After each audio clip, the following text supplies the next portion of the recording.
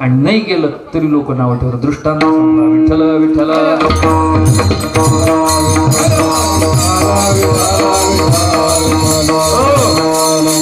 त्याच्यामुळं एखादा कमी जरी परमार्थ करत असेल, नाही हरिपाठ रोज म्हणत असेल, पण किमान एक अभंग रोज ऐकल्याशिवाय त्याला झोप लागत नसेल, युट्यूब ऐक नाही तर अजून कशावर ऐक, पण तो आपल्यासाठी आपल्यात घेण्याच्या त्या ठिकाणी पात्रतेचा या मताचा मी आहे, या मताचा मी आहे. कारण पुढं काळ फार सोकवतच आहे आणि जर पुढं काळ बिघडला महाराज तर कीर्तनाला आहे ते सुद्धा उठून निघून जाते.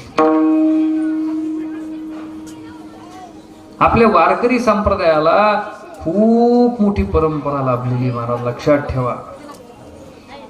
जगात अनेक देव आहेत, अनेक संप्रदाय आहेत, अनेक धर्म आहेत, अनेक पंथ आहेत, पण आपल्या वारकरी संप्रदायाला तोड नाही महाराज. की आपला देव तो सगळ्यांचा बाप आहे, बाप. तो हा देवांचाही देव, तो हा देवांचाही देव.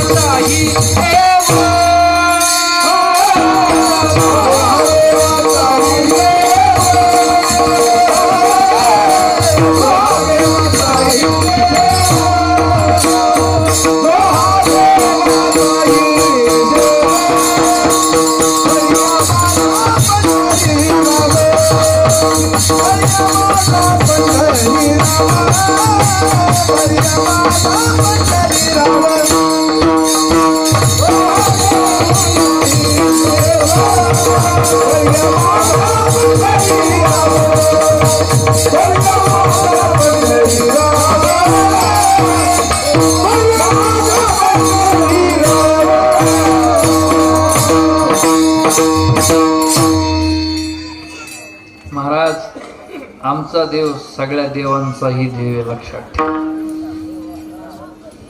आपल्या हिंदू धर्मशास्त्रामध्ये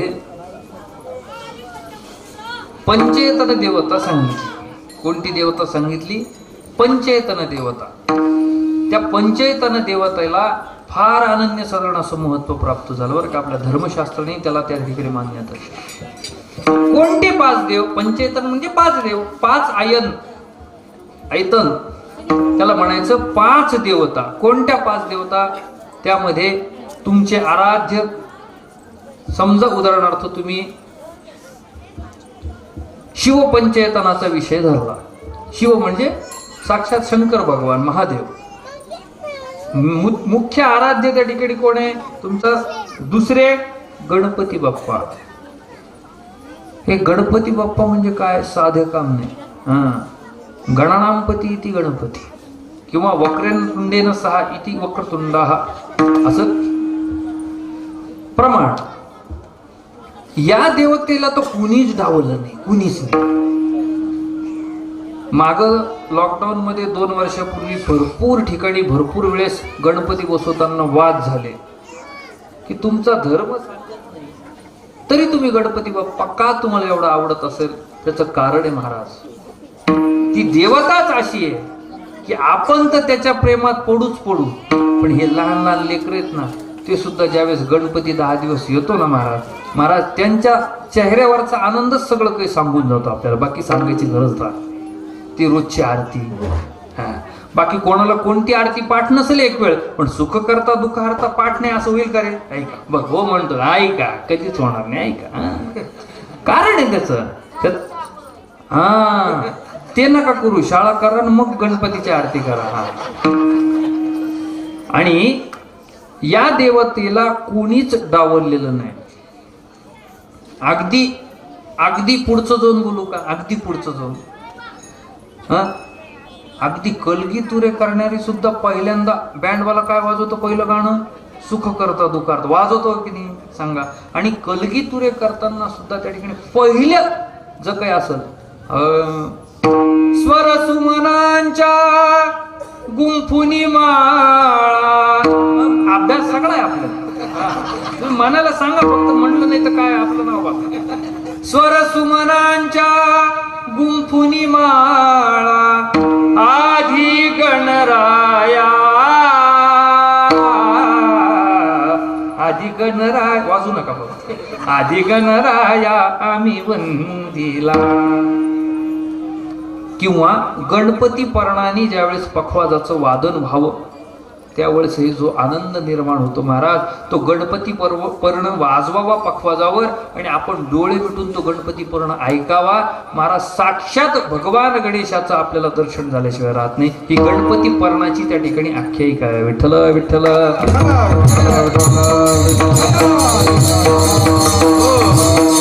अगदी अबक दुबक तुब, अबक दुबक तुब, निकट निकट कट कट कट खरा पठ्ठेराव बापूच्या मनाला तुरा. मला हे पण माहिती, त्यांनी सुद्धा डावलले की ही देवता त्यांनी डावलली का? मला सांगा ना, त्यांनी डावलली नाही महाराज. अगदी बेगम परवीन सुलताना भारतातल्या फार मोठ्या शास्त्रीय गायिका आहेत. परवीन सुलताना त्यांनी सुद्धा म्हणावं शंकरामध्ये किंवा हंसध्वनीमध्ये, दाता तू गणपती गजानन, दाता तू गणपती. म्हणजे यांनीही डावलली नाही, ही देवता एवढी महत्वाची. विठ्ठल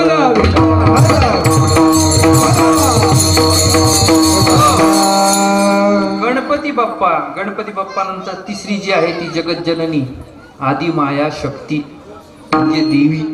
ती तुमची कुलदैवता जी आहे ती. कोणाची तुळजा भवानी आहे, कोणाची माहूरची रेणुका देवी आहे, कोणाची कोल्हापूरची महालक्ष्मी आहे, कोणाची सप्तशृंगी गडावर बसलेली ती सप्तशृंगी माता आहे. 3.5 पीठ आहेत आपल्या महाराष्ट्रामध्ये. आणि या सगळ्यांनी तिकडे महाराज वर्षभरातून एकदा का होईना आपल्या कुलदैवताचं दर्शन घ्यायला पाहिजे. आपल्या कुळाचा उद्धार करणारी ती देवता असते. आणि त्या ठिकाणी तुमच्या तुळजापूरला गर्दी होण्याचं कारणच ते, ज्याला कुणीच वाली नाहीये महाराज, ज्याचा हिंदू धर्मामध्ये जन्म झाला 2-3 पिढ्यामध्ये, त्या ठिकाणी ज्याला काहीही त्या ठिकाणी लक्षात नाही की आमचं कुलदैवत आमची कुलदेवी नेमकी कोण. धर्मशास्त्र असं सांगतं त्या सर्वांची कुलदेवी ही तुळजाभवानी माता आहे. ती सगळ्यांना पोटात घेते, ती सगळ्यांना पोटात घेते, असं काही नाही. तिच्याकडे भेदभाव नाही, तिच्याकडे भेदभाव अजिबात नाही. म्हणून तुळजाभवानीला जी गर्दी होते ना त्याचं कारणच हे मला लक्षात ठेवा. देवी झाल्यानंतर चौथी देवता जी येते ती म्हणजे सूर्य. आणि 5वी जी आहे म्हणजेच आता 5वी आता शिवपंचायतन सांगतो म्हणजेच 5वाच महेश आहे. आणि की तो त्या ठिकाणी काळ भैरव म्हणतात त्याला. आणि त्यांनी काय करायचं, क्षेत्रपालाचं काम करायचं. काय करायचं? क्षेत्रपाल. महाराज आपलं धर्म इतकं बारीक सांगतो, सगळं धर्मशास्त्र इतकं बारीक सांगतो ना. कोण म्हणतं महाराज की उच्च नीच आपल्या धर्मामध्ये? अजिबात नाही. सगळं झाल्यानंतर पहिले शेवटचं म्हणजे क्षेत्रपालाची पूजा केल्याशिवाय त्या यज्ञाला पूर्णाहुतीच प्राप्त होत. बऱ्याच ठिकाणी ईशान्य कलश मांडला जातो आणि त्या ईशान्य कलशाच्याच जागी त्या ठिकाणी ते क्षेत्रफळ असतात. का? कारण त्याचं ते क्षेत्राचं रक्षण करतात ना. मग रक्षण करणारा सुद्धा तेवढाच महत्वाचा आणि यज्ञ करणारा तेवढाच महत्वाचा, यज्ञ करवून घेणारा सुद्धा तेवढाच महत्वाचा. विठ्ठल विठ्ठल.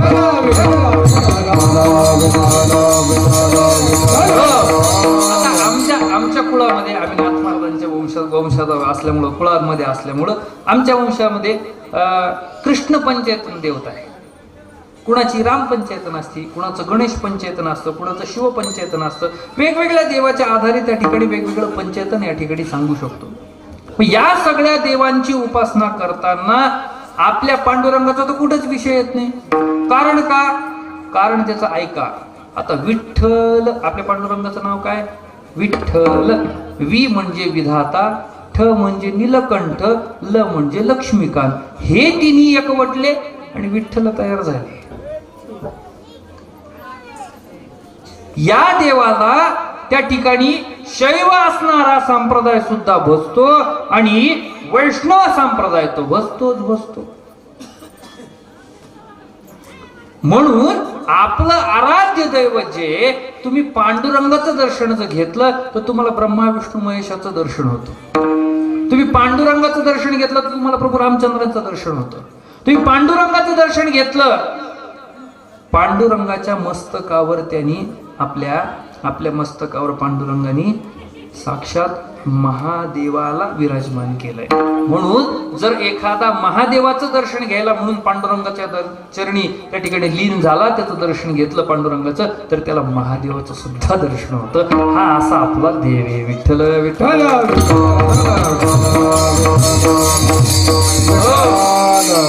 नाथ महाराज सांगतात अभंगामध्ये की आवडे देवाशी तो ऐका प्रकार. कोणता प्रकार देवाला आवडतो? कोणता प्रकार आवडतो? तुम्हाला काय आवडतं आणि देवाला काय आवडतं महत्वाचं. महाराज, आम्ही गेल्या 5 वर्षापासून दर सप्ताहामध्ये रोज नैवेद्य दाखवतो. काय नैवेद्याला ठेवायचं देवाला? दाखवायचा. तो खात नाही, त्याचं शास्त्र वेगळं आहे. तो कसा त्याचा त्या ठिकाणी परामर्श घेतो किंवा त्याचा आस्वाद कसा घेतो तो शास्त्र नंतर सांगतो. नैवेद्यामध्ये काय काय पदार्थ करावे? जर आपल्याला आज वाटलं की उद्या गुढीपाडवा आहे, उद्या दसरा आहे, दिवाळीचा पाडवा आहे, मग आपण ठरवायचं की आज रात्री उद्या नैवेद्यावर श्रीखंड वाढायचं. का? आपल्याला आवडतं ना, आपल्याला खाऊ वाटतं ना ते. म्हणून नैवेद्यावर काय येणार? उद्या श्रीखंड येणार. आपल्याला खाऊ वाटली बासुंदी की लगेच नैवेद्यावर बासुंदी. आपल्याला वाटलं जिलबी जिलबी, शिरा शिरा.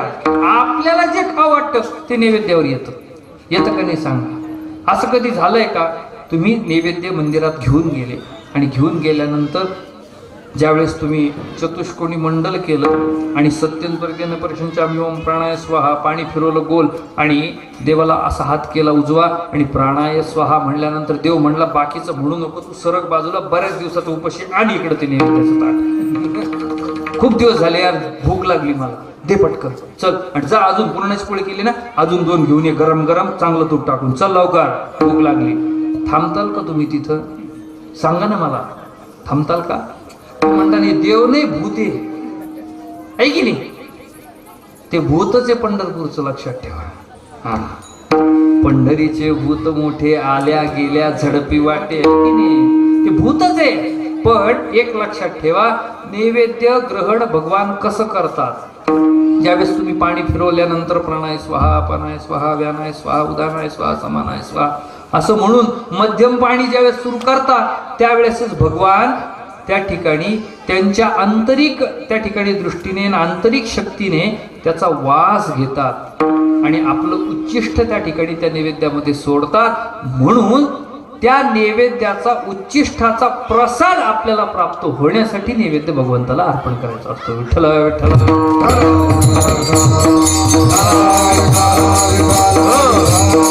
आता धर्मशास्त्रामध्ये 2 शब्द प्रामुख्याने वापरले जातात किंवा कीर्तनकाराच्या मुखातून तुम्ही अनेकदा ऐकले असतील की अर्पण करणे आणि समर्पण करणे. 2 महत्वाच्या बाबी आहेत बरं का, लक्षात ठेवा.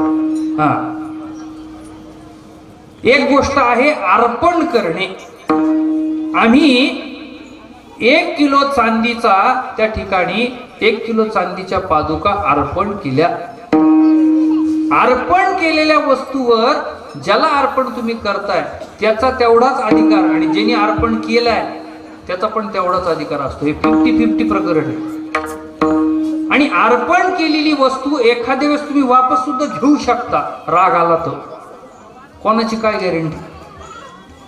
पण इथं नैवेद्य अर्पण म्हणल्याची पद्धत नाही. आपल्याकडं नैवेद्य समर्पणाची पद्धत आहे. अर्पण म्हणजे त्यावर तुम्ही परत हक्क दाखवून ती वापस घेऊ शकता. पण एखादी वस्तू ज्यावेळेस तुम्ही भगवंताच्या चरणी, संतांच्या चरणी त्या ठिकाणी समर्पण करता, त्या वस्तूचं समर्पण केल्यानंतर त्या वस्तूवर तुमचा अधिकार शिल्लक राहत नाही. ज्याला समर्पण केली त्याचाच संपूर्ण तो अधिकार होऊन जातो. आपल्याला अधिकार राहत नाही. याला म्हणायचं समर्पण. विठ्ठल विठ्ठल.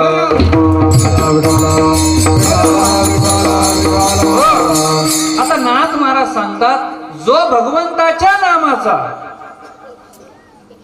नामाचा उच्चार रात्रंदिवस, त्याला काय हरिभाऊ महाराज हरिभाऊ महाराज हरिभाऊ महाराज म्हणल्यावर आवडल का?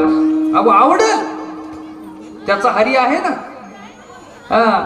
पण जर त्याचं नाव घेतलं नाही तर, अहो आजपर्यंत असे बरेच त्या ठिकाणी आहेत नरदेह म्हणावं का अजून काही म्हणावं त्यांना, पण नाथ महाराज त्याचं ख्यालन, त्याचं खंडन करतात हरिपाठामध्ये. नाथ महाराज म्हणतात, नामाविण मुख सर्पाचे देवीय, नामाविण मुख सर्पाचे देवीय, नामाविण मुख सर्पाचे देवीय, नामाविण मुख सर्पाचे देवीय, नामाविण मुख सर्पाचे देवीय, नामाविण मुख सर्पाचे देवीय, नामाविण मुख सर्पाचे देवीय, नामाविण मुख सर्पाचे देवीय. जीवानो हे काळ सर्पा आहे, जीवानो हे काळ सर्पा आहे, हरी मुखी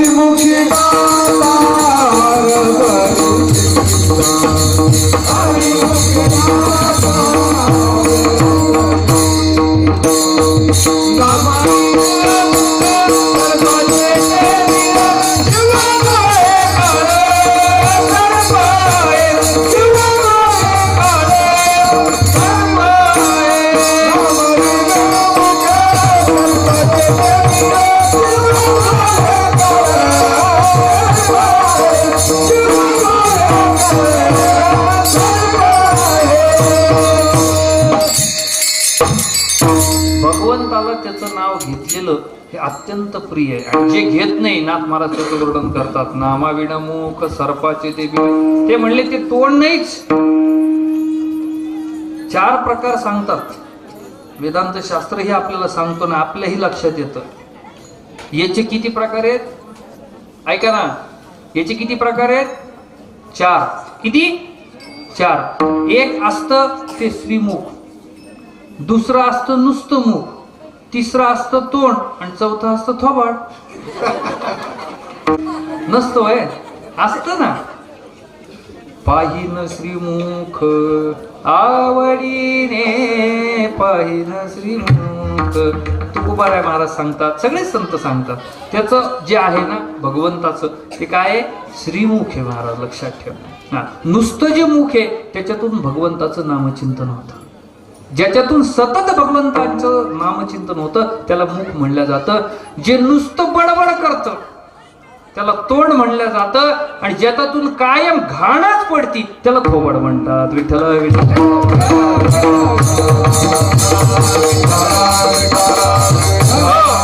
आपण आपलं ठरवायचं काय, लोकांना कशाला नाव ठेवायचं, आपण आपलं ठरवायचं काय. असो नाथ महाराज त्याला उपमा देतात. ही जी जीभ आहे, जिव्हा हे काळ सर्प आहे, लक्षात ठेवा. भगवंताचं नामचिंतन त्यामुळं घेतलं पाहिजे. आणि तेही कसं, आवडीने. आवडीने भावे हरिनाम घेसी, आहे की नाही. तुझी चिंता त्याशी सर्व आहे. जर तुमची चिंता हरण करायची असेल तर तुम्हाला भगवंताचं नामचिंतन आवडीने घ्यावं लागतं. कारण त्याला त्याचं नाव घेतलेलं आवडतं आणि त्याला पहिले काहीतरी द्यावं लागतं. त्याच्याशिवाय त्याच्याकडून घेण्याचा आपल्याला अधिकार प्राप्त होत नाही. दिदल्या वाचून फळप्राप्ती कैसी, इच्छा कल्पनेची व्यर्थ वापनात महाराज आपल्याला हरिपाठात सांगतात. म्हणून त्याला काय द्यायचं किंवा संत काय करतात, अभंगाचं प्रथम चरण. आवडी देवासी, आवडी देवासी, आवडी देवासी, आवडी देवासी, आवडी देवासी, आवडी देवासी, तो आहे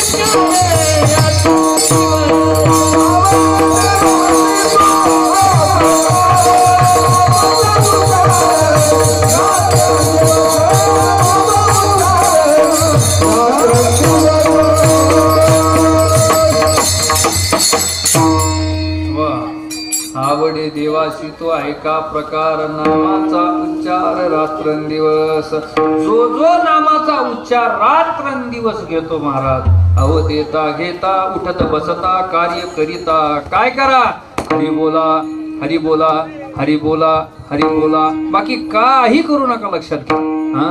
हरी बोला हरी बोला. नाथ महाराज सांगतात हरी बोला भांडता, हरी बोला कांडता, उठता बैसता, हरी बोला. आहे की नाही. काय होतो या नामाच्या ताकदीने. जर नाम घेतलंच तर नामाच्या चिंतने 12 वाटा पळती विघ्ने.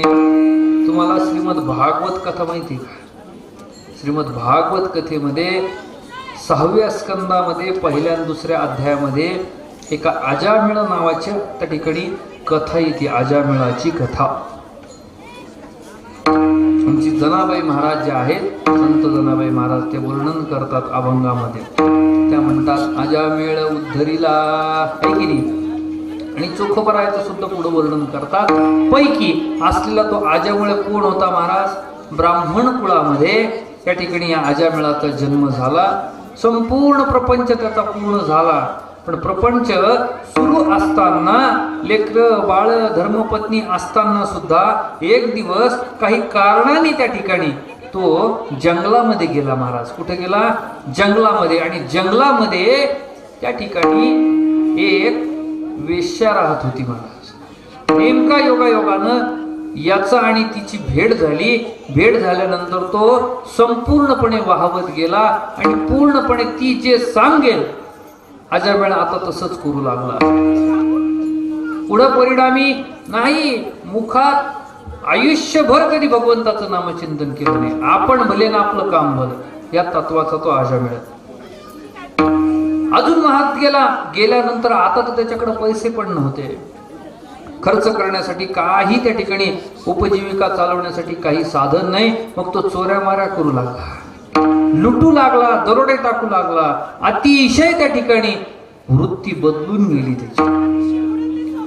पण आता हळूहळू अजामेळ म्हातारा होऊ लागला. म्हातारा झाल्यानंतर चोरी करायला तेवढं बळ त्या ठिकाणी त्याच्याकडं नसल्या कारणानं एका ठिकाणी पडून आता शेवटच्या घटिका काही मोजताना योगायोगानं त्याच्या छोट्या मुलाचं नाव, लहान्या मुलाचं नाव हे नारायण होतं. करेक्ट, वा वा वा. त्याच्या छोट्या मुलाचं नाव काय होतं? नारायण होतं, नारायण. आणि शेवटच्या घटिका मोजत असताना फक्त तो एकदाच म्हणाला, माझ्या लहान मुलाला नारायणाला त्या ठिकाणी बोलवा. आणि आयुष्यात फक्त तो एकदाच उच्चारलेला नारायण नावाचा शब्द, साक्षात भगवंताचं नाम महाराज. आणि लगेच गेला. इहलोकीची यात्रा संपली.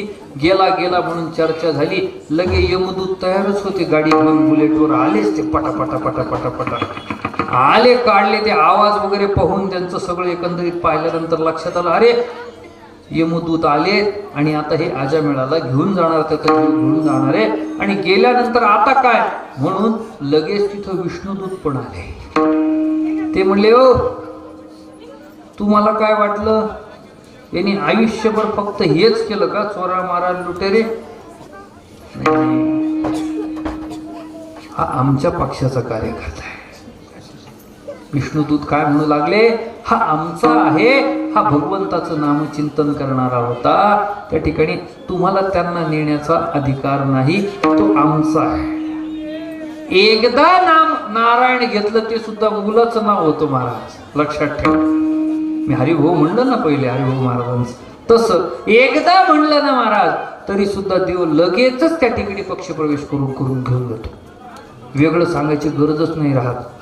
आणि मग तो यमलोकाला जाण्याच्या ऐवजी, नरकात जाण्याच्या ऐवजी त्याला त्या ठिकाणी वैकुंठामध्ये स्थान प्राप्त झालं. अशी अजामेळाची कथा आहे. नामाने भरपूर काही त्या ठिकाणी आमूलाग्र बदल आपल्या जीवनामध्ये होतो. विठ्ठल विठ्ठल.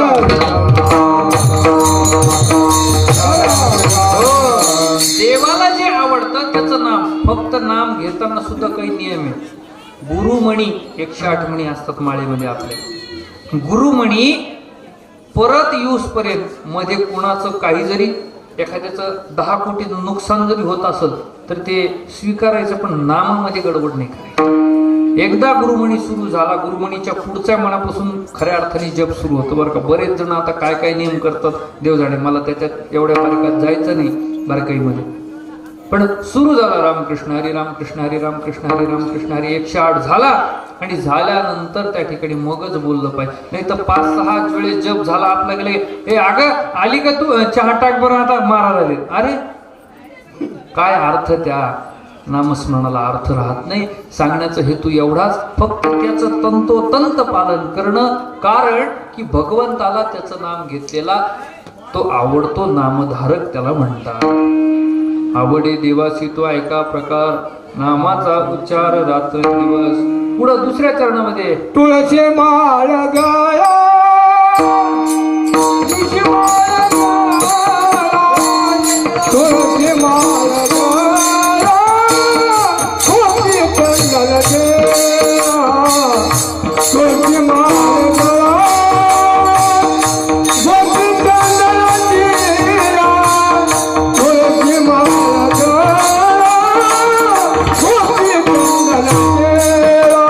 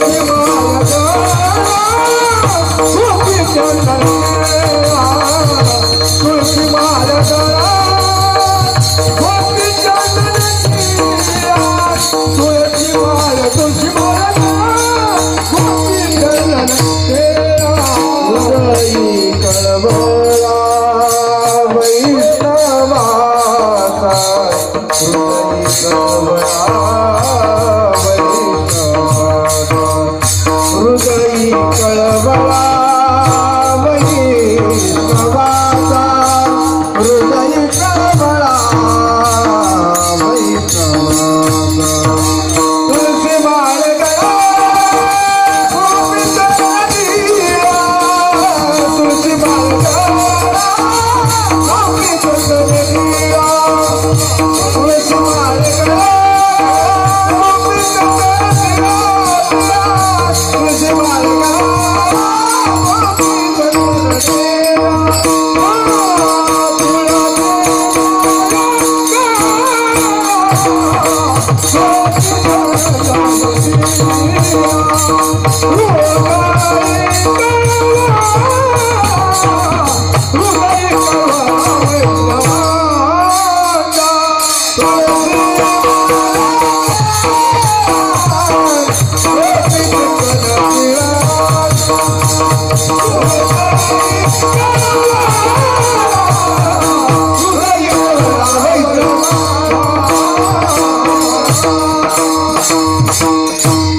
तुळशी माळ गळा गोपी चंदन टिळा हृदयी कळवळा वैष्णवा